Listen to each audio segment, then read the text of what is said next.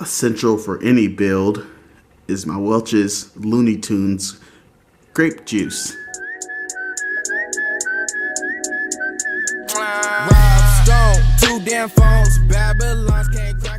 Welcome back, everyone. This is going to be the first video from the new garage. I'm actually really excited. Been working a lot, and not necessarily on the car. It's probably been about a month since I've worked on the car. I've been doing other things around the house to try to get ready so I can start filming again. Last week I put up a shed, or the week before that I built a workbench. I'll give you all a quick tour just so you can see what's going on. I'm just going to be putting together an engine hoist, getting ready to pull the engine tomorrow. I did drop the car here. It handled fine.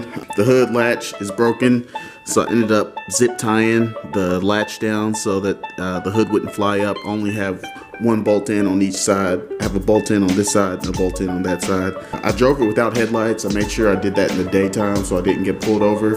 One thing to say is that the car did run a little bit rough. The engine felt like it was a little bit laggy. Not really sure how to express that, and it's probably just a tired engine. I wasn't too worried about it because I'm going to pull it all apart and rebuild it, so that's not a big deal to me. The bumper is only got a couple of bolts on here. I think there's 5 bolts across the front, and I didn't even worry about the fenders because I didn't drive with that fender on. And as you can see, this fender's bent, so I didn't worry about connecting the fender here. I'll have to get a second fender for this. This is the workbench that I built. I added these advanced clutch technology stickers because I believe they add at least 5 horsepower. I put 2 of them on there, so this desk is probably sitting around 10 to 15 horsepower.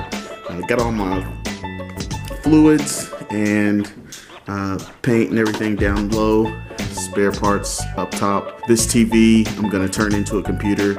I've done this before. It was in my game room and I had my laptop hooked up to it, so I have a computer.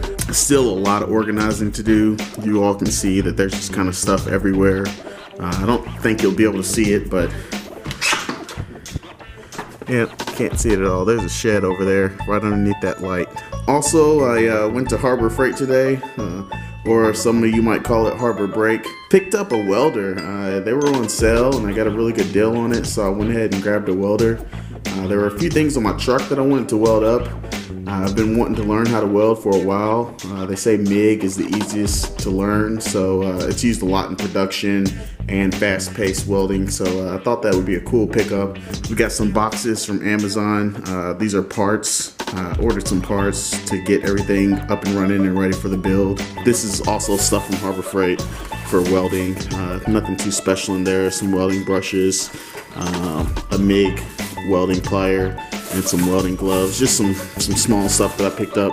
And I wanted to get some snap ring pliers because I will be installing the bottom end myself. I'm not sure how good these will work, but they're only like $1, so I figure I couldn't go wrong with that. Also got some electrical stuff because I'll have to install another plug in this garage. This over here is the one plug in the garage, and it's just not gonna work for me. I think that I'll need something a little closer to the workbench, so I'll probably hang the outlet right above the workbench there. Yep, you can see it. It's Pittsburgh, so that's true Harbor Freight stuff. It's a 2-ton engine hoist. So that should work for me. Also got an engine stand because I'll be disassembling on the engine stand. But this is all the stuff I got today. I'm going to put this together tonight. I don't think I'm going to record it because it comes with instructions, and if you need to know how to put one together, when you buy it, you'll get the instructions.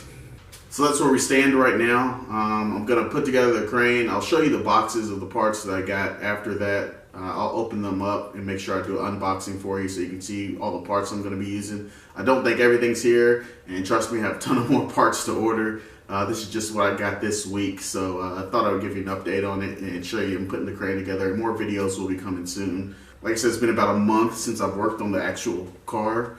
I do have a couple of videos of me working. I think the last one I've uploaded at this point is the valve cover, finishing that. But, you know, being busy with moving, I didn't have as much time as I would like to editing. I work a full-time job, and I'm also going to school. So this is kind of my night, weekend, kind of fun thing to do. I'm new to this whole YouTube thing, but I think it'll be fun. And the main goal of this is to give my friend Nick a view of what's going on with the car, make sure I keep him up to date because it was his. and I want to make sure that he sees the progress that I'm making with it, because I told him I would take good care of it. So I'll go ahead and put that crane together, and then we'll get to unboxing the parts that I got. Alright, quick update. This 2-ton jack comes with 2 different size casters. I assumed that the larger ones go in the back because that's where the majority of the weight will transfer to when you're lifting it out of the car. The weight will transfer to the back, and then they get a smaller caster here. This is a foldable jack, so these 4 casters should be this caster, that caster, and these 2 down here should be the only 4 on the ground. And then when you fold it away, I assume that the smaller casters will be in the middle there. That is an assumption. Like I just said that, you know, if you get one of these, the directions will tell you what to do. But the first step of the directions, all it tells you is to slide these legs in and to get the lock pins in. But it doesn't tell you how to you have to install the back 2 casters. These came installed, and then I'll have to install the middle caster there. So it doesn't you know, give you any directions on which casters go where or how to install them. These bolts were in place as I unboxed it, so I assumed that they get the smaller caster, and these are thread in place. The other ones have a nut on the inside of those.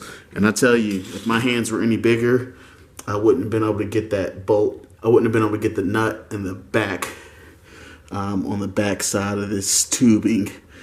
So, you know, common sense dictates that you put the back ones in first, and then you put the front in, just so you don't have to worry about getting over bolts. You can get to the back ones, but I still put the back ones in first and then put the front in.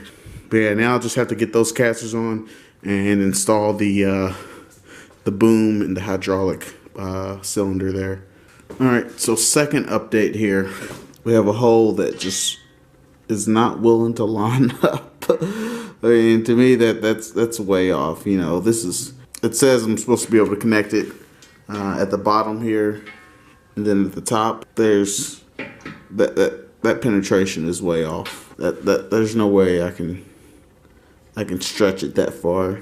Originally, I wanted to get the 1-ton hoist, but I sprung for the 2-ton because I figured I might rebuild my truck at some point, and this one was on sale, so I went ahead and went for it.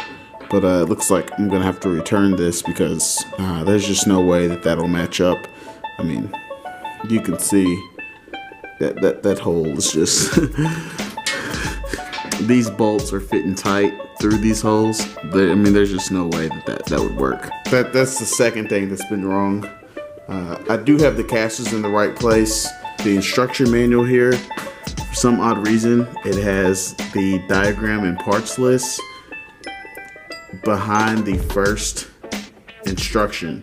So you would have to read through this whole book, which you should do. You should read through the full instructions before you start. But it has the diagram and parts list behind step 1, which is kind of weird to me. I put this kind of stuff together for a living, so I know that a legend is supposed to come first, and it didn't, so it kind of bugs me. You know, it is what it is. I'll go back and get one that works and get it put together tomorrow and start pulling the engine. I don't want to end this video on sour grapes. We'll get to an exciting part, and I'll go ahead and open up these packages and see what I got. So I'll go ahead and open this first box here. I'm not sure what it is. I ordered a bunch of stuff at once, so I'm not sure what all came. So I got a set of feeler gauges straight from Amazon. This one has, I think, 32 different gauges. This will come in handy when I'm setting my tolerances for my piston rings. I wanted to get a set of these anyway, so now I have a set of feeler gauges with 32 different tolerances. Also in this box, a piston ring installer. Some people do this by hand, but I wanted to make sure I get the right tool for it so that I don't break any piston rings. So that's another get pickup.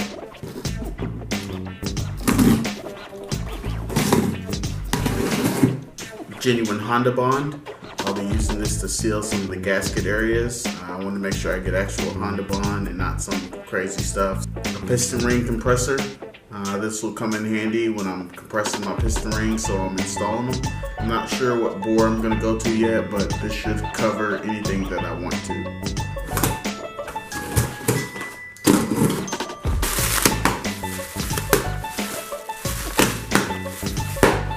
Picked up a timing belt kit. The belts that are on this car, all of them will be replaced. There are really only 2 belts because I'm going to delete the power steering, but I'll replace the timing belt and then the alternator belt. This kit comes with a timing belt and also comes with a new timing belt tensioner. Brand new OEM water pump. Whenever you're rebuilding the engine, you should replace the water pump and the oil pump. They're cheap parts. The water pump, I think it was like 40 bucks. And I went ahead and picked one of those up. I have an oil pump on the way. And a valve lapper set. I'll be doing my own valves. The book that I was reading said you send it off to do that stuff, but those guys that do it, they had to learn at some point. I figured I might as well learn now. So that'll wrap this video up. I'll give you an update on how the jack goes and about returning that and seeing if... I don't really want to take the whole thing back. I want to see if I can just get some longer pieces here, because that's all I need really. Other than that, I'm okay with it. But I'll let you know how that goes. And you saw all the parts that I got. I still have parts on the way. I have a full engine rebuild kit coming and also have the oil pump coming. But that'll do it for this video. And thank you for watching. We'll catch you on the next one. Man, she's dirty. I think the lighting in this garage is better, but my bike is really dusty and grimy. I feel bad I've neglected her so much, but I'll be sure to clean her down. If you all are interested in seeing bike videos, let me know, and I'll make sure I upload those too. I'm kidding. It's not grape juice. I don't drink grape juice. I drink either bourbon or beer, and that's it. Rob Stone, 2 damn phones. Babylons can't crack the code.